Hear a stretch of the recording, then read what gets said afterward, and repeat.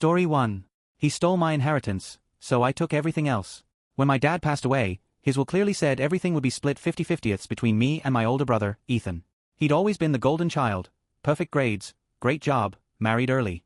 I was the failure, the one who disappointed everyone by not following his path. Still, Dad loved us both. Or so I thought. At the funeral, Ethan put his arm around me and said, "Don't worry about the legal stuff, little bro. I'll take care of it." I was too broken to argue. Dad had just died, and honestly, I didn't want to deal with paperwork. Weeks passed, then months. Ethan told me the estate was complicated. Every time I asked for an update, he said, "Lawyers are slow. Be patient." One day, I visited the old family property to feel close to Dad. A for sale sign was on the front lawn. I called Ethan immediately. "Me, why is Dad's house being sold?" "Ethan, it's my house now. The will gave it to me." My heart dropped. "That's not true. It was supposed to be split." He just laughed. "Then sue me." So I did. It took months, but I gathered every document, every message, every piece of proof. Turned out, Ethan had forged Dad's signature on a revised will, one conveniently leaving everything to him. He'd even sold one of Dad's old lands under my name and pocketed the cash. When we went to court, he looked smug, confident that no one would believe me. But the lawyer I hired found something he didn't expect. A copy of Dad's will stored digitally by his attorney. It proved everything. The judge didn't just restore my inheritance. She ruled Ethan guilty of fraud and gave me control over the entire estate until he paid restitution. He lost his house, his cars, even his job when word spread. Now, he rents a small apartment in the very house Dad left us, the same one I now own. He pays me rent every month. Sometimes karma doesn't come fast, but when it does, it collects interest. Story 2. My sister was the golden child, until she needed me. All my life, I knew my parents had a favorite. My sister, Emily, was the golden child, beautiful, talented, perfect in every way. They bragged about her achievements, filled the house with her trophies, and compared me to her every single day. No matter what I did, it was never enough. When I got good grades, they said Emily had done better. When I got a job, they said Emily was already earning more. I lived in her shadow, constantly reminded that she was the pride of the family, and I was the disappointment. When I graduated college on a full scholarship, I thought maybe finally they'd see me. I sent them an invitation, told them it was the biggest day of my life. They didn't come. They went to dinner with Emily instead. I walked the stage alone, holding back tears, realizing I could disappear and they'd never notice. After that, I stopped trying. I moved to a new city, built a quiet life, and finally felt peace. No calls, no expectations, just silence. Then, years later, my phone rang. It was my mom. Her voice was trembling as she said Emily was sick, her kidneys were failing, and I was the only match. They wanted me to save her life. The same family that ignored me for years suddenly needed me. For days, I couldn't sleep. Part of me wanted to help, the part that still craved their love. But another part of me remembered every ignored birthday, every forgotten hug, every time I was made to feel invisible. In the end, I said no. My mom called me heartless. My dad said I'd regret it forever. But I didn't. For the first time in my life, I wasn't chasing their approval. I was free. Sometimes the most powerful form of revenge isn't anger, it's peace. And walking away was the best thing I ever did. Story 3. The unwanted child. My mother never wanted me. She didn't have to say it, I saw it in the way she looked at me. Like I was something she was forced to deal with, not someone she loved. Growing up, my older brother Liam got everything. He was her pride and joy. Every picture on the wall was his. Every praise, every hug, it was all for him. When I asked once why she never came to my school events, she said, "Don't be dramatic.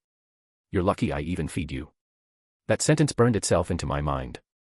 I stopped asking for attention after that. Stopped expecting love. Birthdays were the worst. She'd forget every single one, then act like it didn't matter. Liam got parties. I got silence. By the time I turned 18, I'd already made up my mind. I packed my bag, left a note that said, "Thanks for raising me," and walked out. She didn't even call to ask where I was. The world was hard, but at least it was quiet. I worked multiple jobs, saved money, and built a life that had nothing to do with her. No yelling, no guilt, no pretending. Years later, I got a call from Liam. He said, "Mom's sick. The hospital bills are piling up.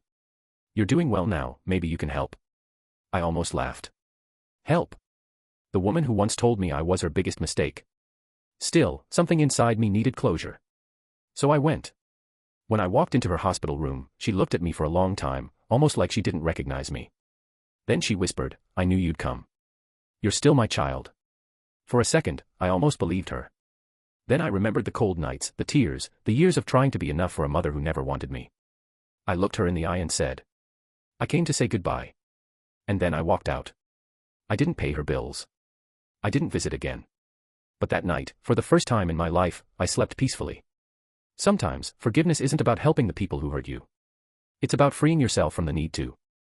Story 4. Family betrayal over money. I spent 3 years saving every penny I could, working 2 jobs, skipping vacations, doing everything to finally buy my dream home. I thought my family would be proud.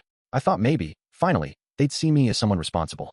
Then came the surprise visit from my cousin, Jake. He smiled, shook my hand, and said, "Congrats on the house. That's amazing." I felt proud, until I heard him whisper to my uncle, "Yeah, and she won't notice when I take a little from the savings." I froze. A little? I checked my account later and realized the truth. Jake had somehow gotten the bank to transfer a huge chunk of my savings into his account. He had been planning it for months. When I confronted him, he laughed. "You'll never prove it. Family looks out for each other, right?" Family. I had always thought that word meant trust, support, loyalty. Apparently, it meant betrayal. I didn't cry. I didn't beg. I waited. A few weeks later, I found out Jake had bought a flashy car and bragged about it to everyone. I did my research, and it turned out he'd overpaid for the car, putting himself into debt. I quietly alerted the bank about the fraudulent transfers, provided all the proof, and reported him. The bank froze his accounts. He couldn't touch a penny. And the house. I finalized the mortgage myself, and this time, I made sure the title was untouchable. A month later, Jake came to my door. He was desperate, begging for forgiveness. I smiled politely, opened the door, and said, "Family looks out for each other, remember? Guess it works both ways." He left empty-handed, and I finally felt what victory tasted like. Not sweet, but fair. Sometimes, betrayal teaches you how strong you really are.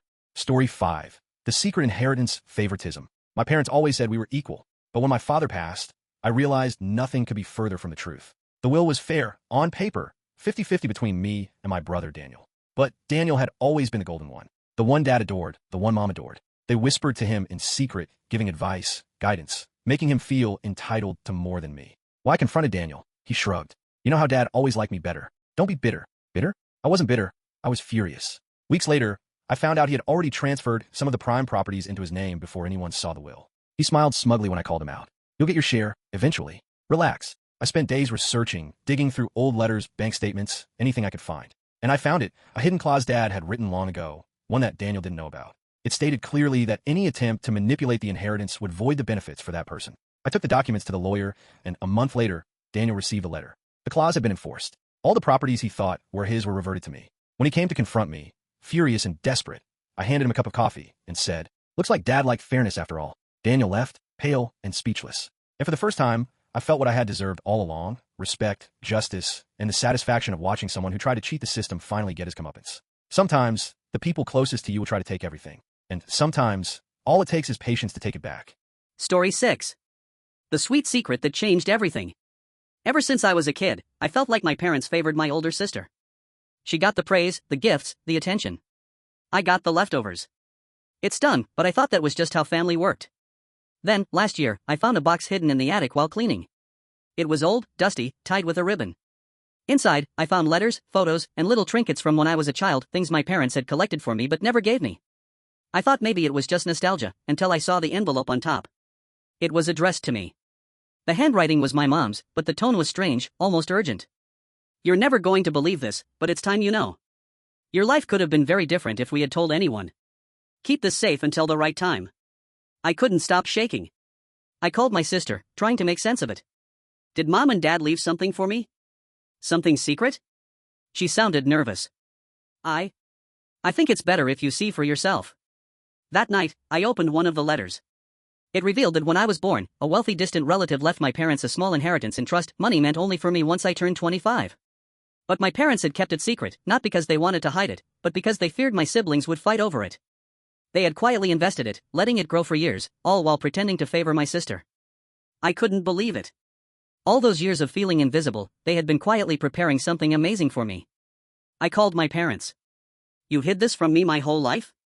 My dad chuckled. "We had to make sure you could handle it. Some lessons are learned better quietly." I laughed, half from relief, half from disbelief. That inheritance changed my life. But more than that, it changed how I saw my family. Even in their strange, imperfect way, they had cared, and they had a plan I never could have imagined.